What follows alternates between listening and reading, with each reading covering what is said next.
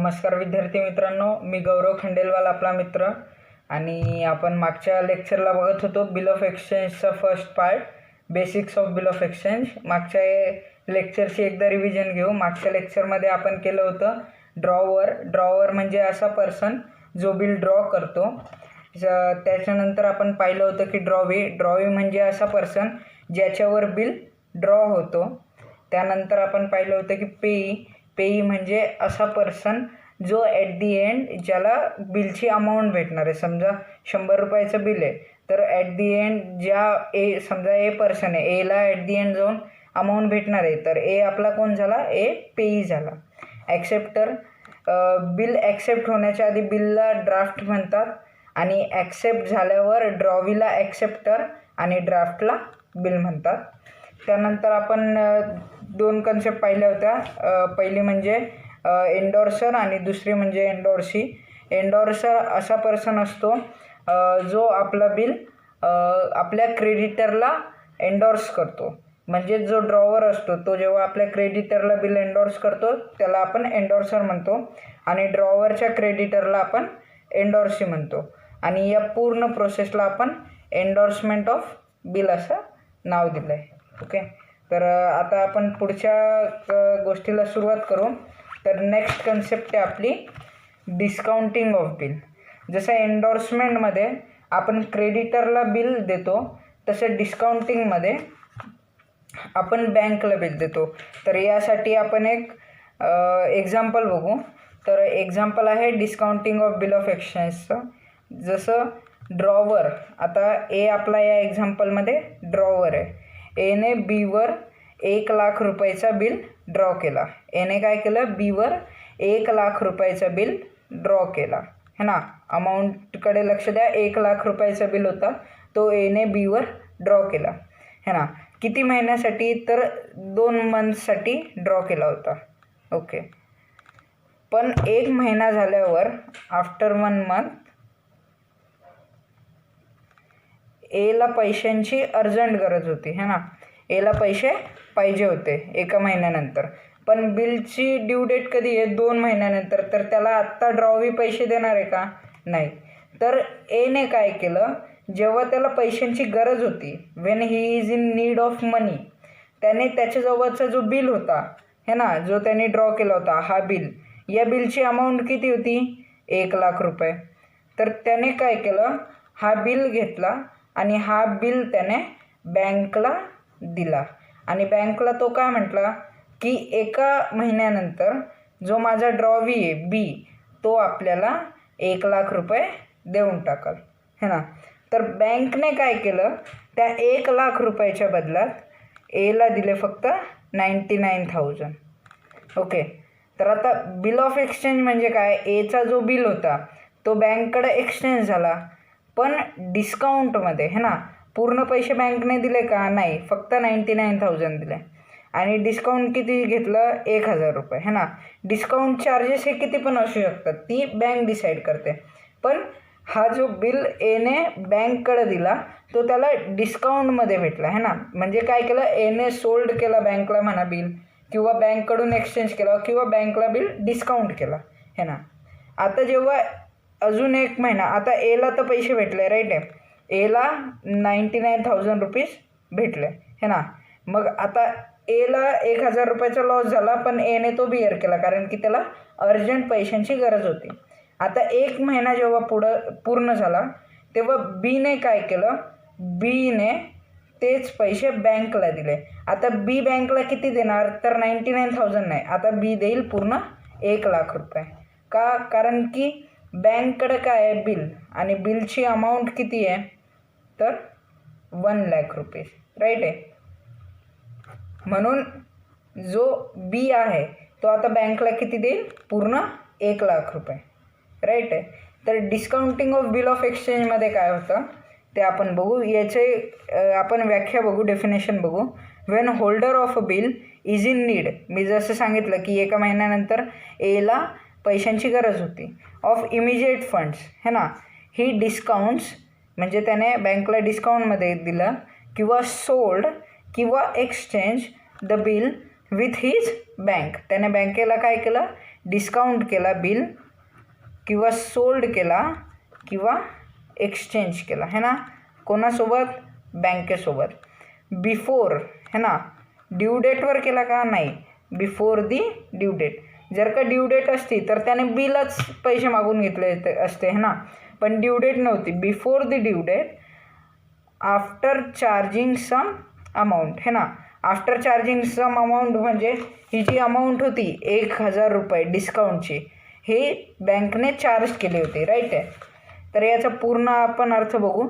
Wien holder of a bill is in need of immediate fund he discount और sold और exchange the bill with his bank before the due date after charging some amount as bank charges. Okay, and bank pays the remaining amount to the holder, right आहे.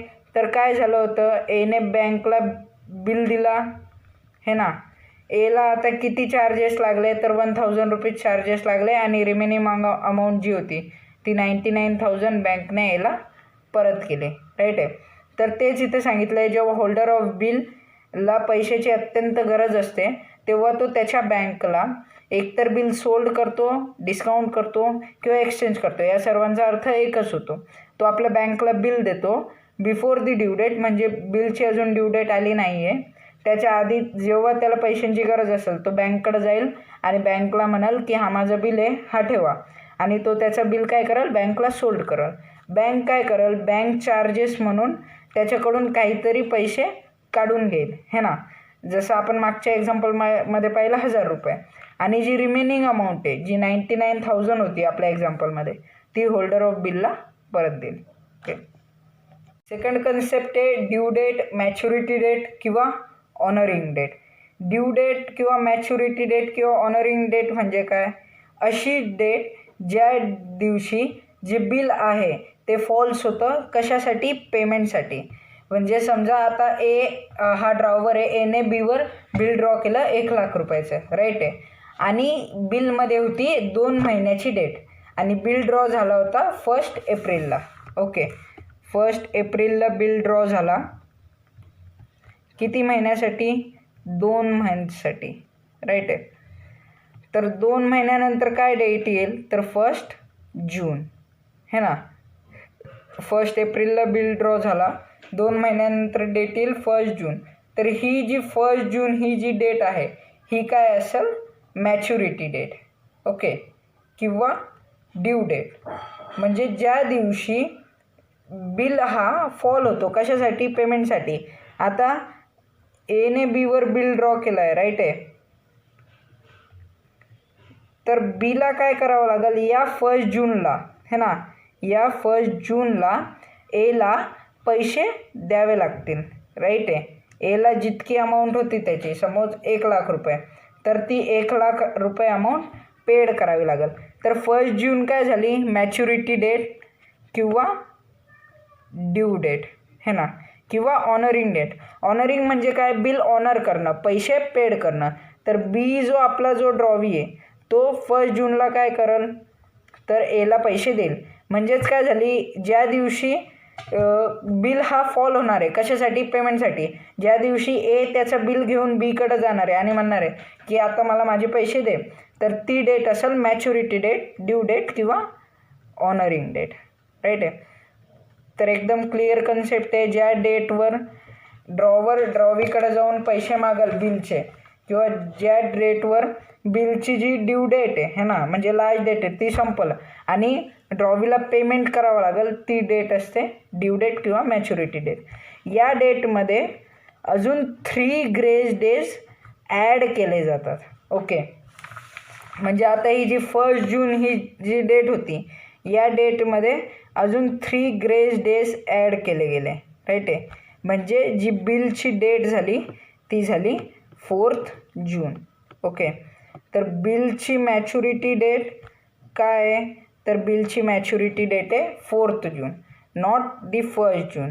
Okay, आणि ही जी concept आहे 3 grace डेजची, ही filling the blanks म्हणून आपल्याला एक्झाममध्ये येते. तर ही कन्सेप्ट लक्षात ठेवायची.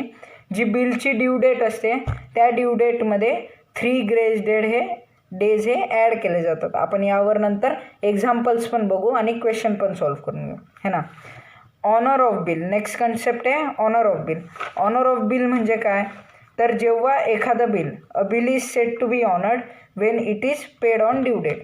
म्हणजे आता आपण जी वरची कन्सेप्ट पाहिली होती, ड्यू डेट किंवा मॅच्युरिटी डेट, या डेटवर जेव्हा बिल ऑनर होतो, राईट आहे, बिल ऑनर होतो म्हणजे काय, पेड होतो, पेमेंट डन होते त्या बिलची, तेव्हा त्या बिलला काय म्हणतात, बिल हा ऑनर झाला, म्हणजे बिलची जी अमाऊंट होती ती पेड झाली. ओके. सेम त्याच्यासारखंच काय, डिसऑनर ऑफ बिल.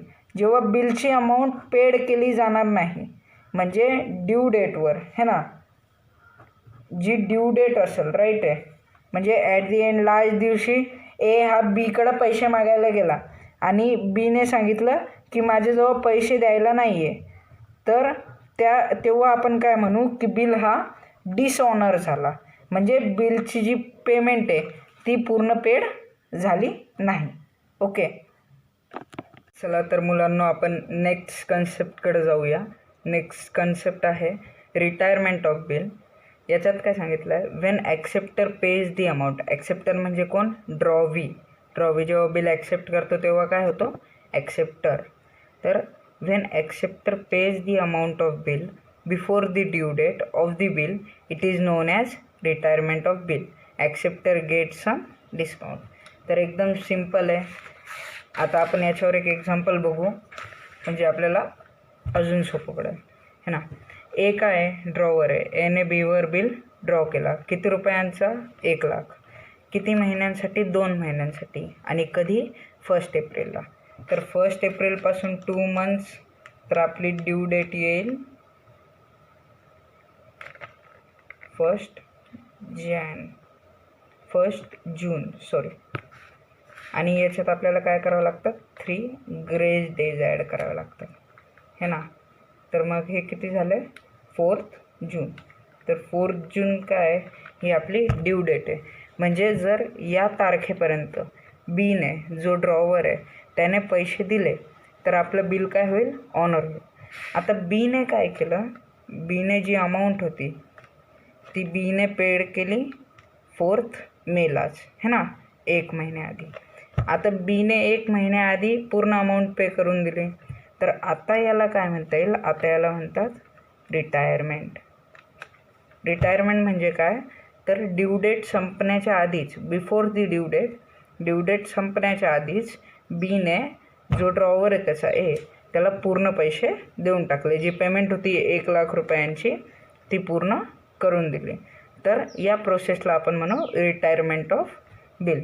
आता या प्रोसेसमध्ये काय होईल, मग आता 1 महिन्याच्या आधी बीने बिल आणून दिलं, राईट, म्हणजे बिलची अमाऊंट आणून दिली, तर ए काय करेल, बीला काही डिस्काउंट दे है ना, कारण की ड्यू डेटचे खूप आधी पैसे आणून दिले. आणि हा जो डिस्काउंट असतो तो एच्या मनावर असतो की हा द्यायचा की नाही द्यायचा, द्यायचा तर किती द्यायचा है ना. हा सगळा डिस्काउंट कोण डिसाईड करेल, तर ए डिसाईड करेल. ओके. पण ड्यू डेटच्या आधी जर का बीने पैसे आणून दिले तर त्या प्रोसेसला आपण म्हणू रिटायरमेंट ऑफ बिल, राईट आहे. जसा एखादा व्यक्ती जॉबवर आहे है ना, आणि जर का तो त्याच्या वेळेच्या आधी जॉब सोडून गेला, तर आपण काय म्हणू शकतो, त्याने तो जॉब रिटायर्ड केला किंवा तो त्या जॉबपासून रिटायर्ड झाला. तसं ड्यू डेटच्या आधी जर का बीने पैसे आणून दिले तर बी काय होईल, रिटायर्ड होऊन जाईल, राईट आहे. तर सोपं आहे, डेफिनेशनमध्ये पण तेच सांगितलं आहे. वेन ॲक्सेप्टर मीन्स कोण, ड्रॉवी है ना, pays the amount of the bill before the due date of the bill, right आहे. मी काय सांगितलं, जी अमाऊंट होती बिफोर द ड्यू डेटच्या आधी जेव्हा पे करेल कोण, ड्रॉवी, तेव्हा त्या प्रोसेसला काय म्हणतात, रिटायरमेंट ऑफ बिल. आणि या प्रोसेसमध्ये ॲक्सेप्टर म्हणजे ड्रॉवी जो आहे त्याला काही डिस्काउंट भेटू शकतो, राईट आहे. आता पुढच्या कन्सेप्टला आपण जाऊ, रिन्युअल ऑफ बिल, राईट आहे. आतापर्यंत आपण काय काय शिकलो, बिलसोबत काय होतं, एक तर बिल एंडॉर्स होऊ शकतो क्रेडिटरला, राईट आहे. ह्या सगळ्या गोष्टी नोट डाऊन करून ठेवा. एक तर बिल एंडॉर्स होऊ शकतो क्रेडिटरला. सेकंड, बिल बँककडं डिस्काउंट होऊ शकतो, राईट आहे. थर्ड, बिल रिटायर्ड होऊ शकतो.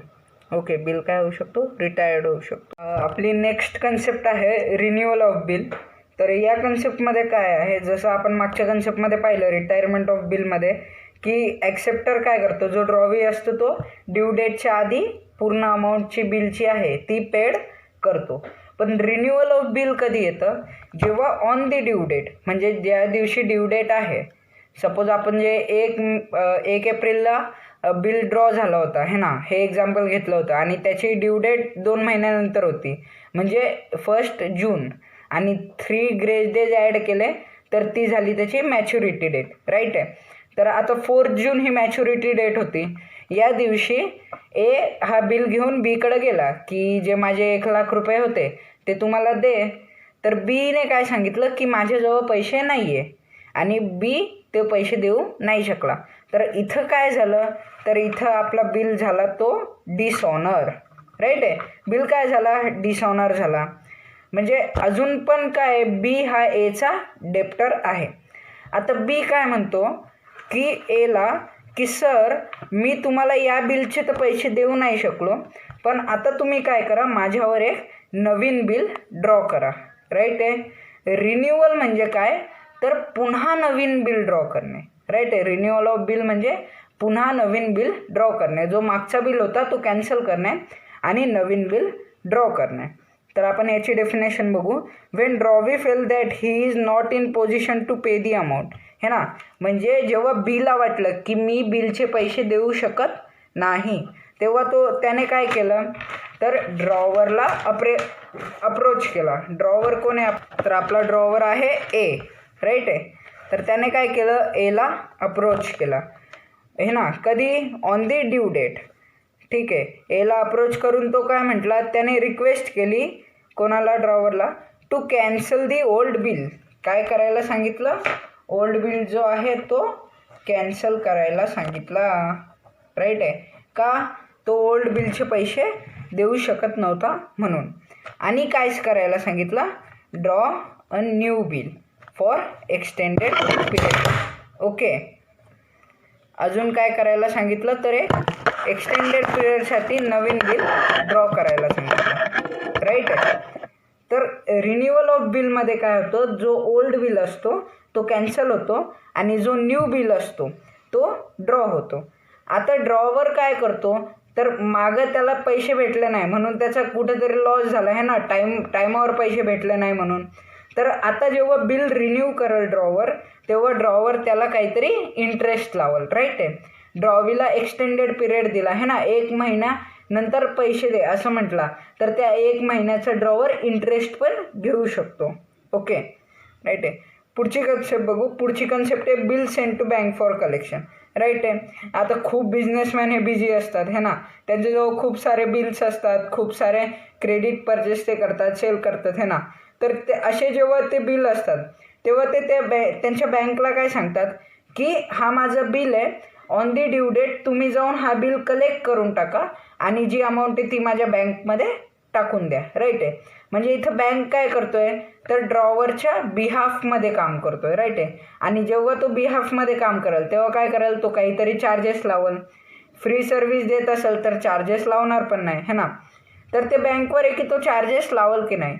पण bill send to bank for कलेक्शनमध्ये काय होतं, तर बँक ही ड्रॉवरच्या बिहाफवर ड्रॉवीकडं पैसे घ्यायला जाते.